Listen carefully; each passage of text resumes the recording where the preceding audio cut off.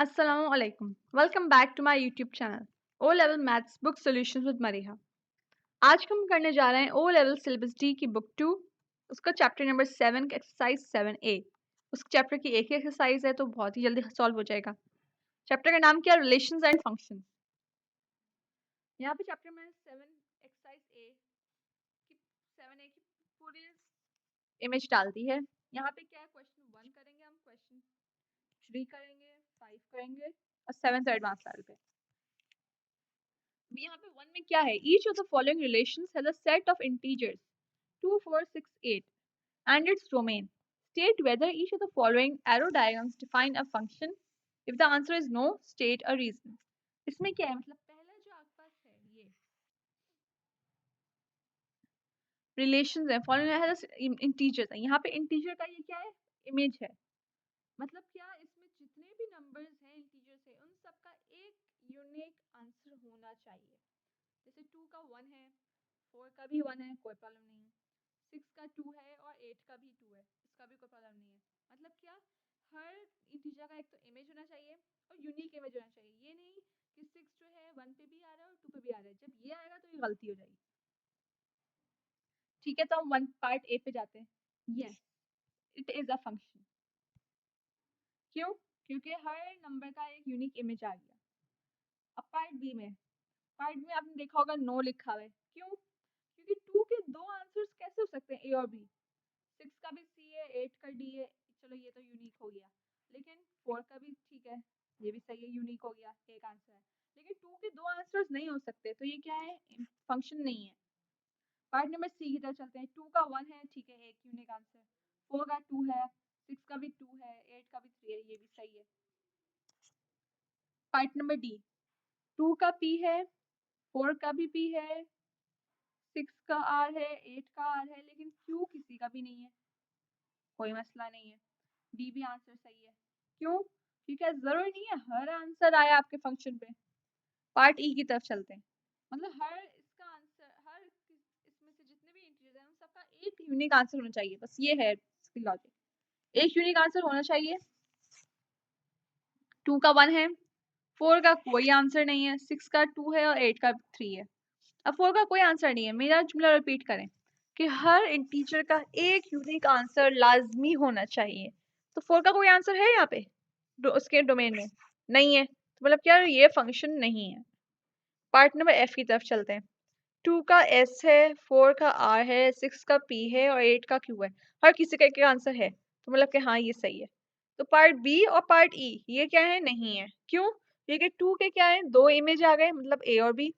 और 4 का तो कोई इमेज है ही नहीं, मतलब 4 का कोई आंसर ही नहीं है। देखें, पार्ट बी दिख रहा है और पार्ट ए दिख रहा है नो पे। क्वेश्चन नंबर 3 की तरफ चलते हैं।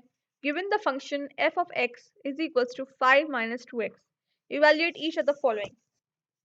अब 5 minus 2x है हमारे पास फंक्शन, और इसमें हमें f of 1 की वैल्यू निकालनी है।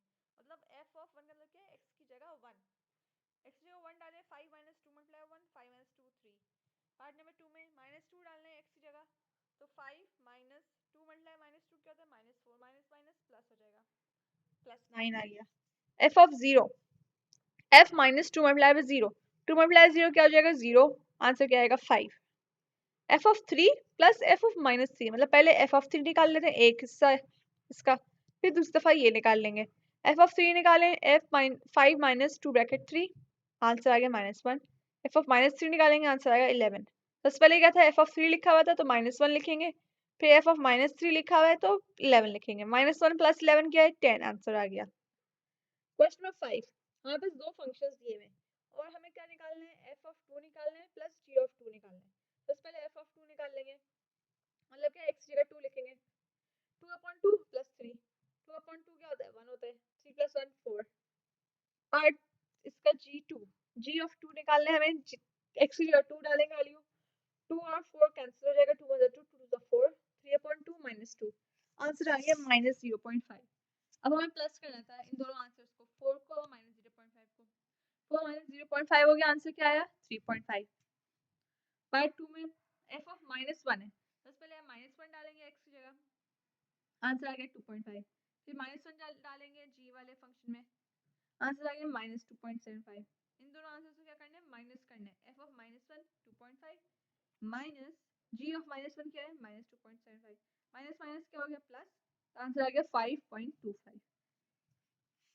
पार्ट नंबर 3 2f(4) - 3g(6) मतलब क्या f(4) पहले निकालेंगे ये वाला हिस्सा, 4 डाला 4/2 + 3 आंसर आया 5। अब उसको 2 से मल्टीप्लाई भी करना है, 2 × 5 क्या होगा 10, मतलब एक आंसर हिस्से का ये वाला आ गया इस हिस्से का। फिर g(x) निकालेंगे हम, g(6) निकालेंगे, g(6) निकालेंगे आंसर आया 2.5, मगर उसको मल्टीप्लाई 3 करना है। अब हम 3 को मल्टीप्लाई करेंगे, 2.5 × 3 दूसरा आंसर हमारे पास इससे का आया 7.5। अब हमने क्या था माइनस करना है, 10 - 7.5 = 2.5, मतलब क्या पहले एक हिस्सा करेंगे फिर दूसरा हिस्सा करेंगे फिर तीसरा हिस्सा करेंगे फिर चौथा हिस्सा करेंगे और फिर पांचवें में पूरा सॉल्व कर देंगे। पार्ट नंबर 4 यही इस पार्ट नंबर 3 के एग्जैक्ट सेम है। f(-2) निकालेंगे 2 आ गया, उसको मल्टीप्लाई 5 करेंगे 10 पहले हिस्से का आंसर, फिर g(-4) निकालेंगे -5 आया आंसर, मल्टीप्लाई बाय 7 से करेंगे तो फिर आंसर आया -35। ये दूसरा पार्ट है, 10 माइनस जैसे लिखा हुआ है यहाँ पे 10 माइनस -35 आंसर क्या आया 10 + 40 35 45। पार्ट बी अब क्या है, क्वेश्चन 5 का पार्ट ए तो हो गया, पार्ट बी क्या है f(x) = g(x) मतलब क्या x की वैल्यू हमें निकालनी है, x की वैल्यू अननोन है तो f(x) रखेंगे एक हिस्से पे, दूसरे हिस्से पे क्या है g(x) रख लेंगे, इसको सिंपलीफाई कर लें सॉल्व जिससे आप हमेशा से करते आ रहे हैं, तो फिर क्या आ जाएगा आंसर में -1/4x आ रहा है एक साइड पे और यहाँ पे आ रहा है -5, मतलब क्या हमने x को x की तरफ ले गए और 3 को नंबर्स की तरफ ले आए, तो आंसर ये आ रहा है। अब हम माइनस और माइनस कैंसिल हो गया, बचा क्या 1/4x = 5, x/4 = 5, इसका मतलब क्या है x/4 = 5, 5 4 से 20 आंसर आ गया x की वैल्यू 20। अब हमें f(x) = 17 मतलब क्या फंक्शन का आंसर क्या हो 17, इसका मतलब ये नहीं है f(17) जो है is not equals to f(x) = 17, ये दोनों अलग हैं। मतलब क्या है इसमें का मतलब क्या है x की जगह 17 वैल्यू डालें और इसका मतलब क्या है x की वैल्यू निकालें का आंसर उसका 17 आया फंक्शन का, इसमें क्या है वैल्यू निकालनी है x की का आंसर फंक्शन का 17 आए, तो फंक्शन ऑफ x क्या था x/2 + 3 उसका आंसर आना चाहिए 17, सॉल्व करेंगे आंसर आ गया x = 28। यहाँ पे हमारी एक्सरसाइज 7A कंप्लीट हो जाती है। इसके अलावा एक्सरसाइज 7A के बाद चैप्टर 7 की कोई और एक्सरसाइज है नहीं, यहाँ पे चैप्टर 7A एंड होता है। अगर आपको मेरी वीडियोस पसंद आई हो तो लाइक करें, मेरे चैनल को सब्सक्राइब करें और वीडियोस को शेयर करें। कोई क्वेश्चंस हो, कोई क्वेरीज हो, क्वेश्चन समझ में ना आ रहा हो उसको कमेंट बॉक्स में लिखें। अल्लाह हाफ़िज़।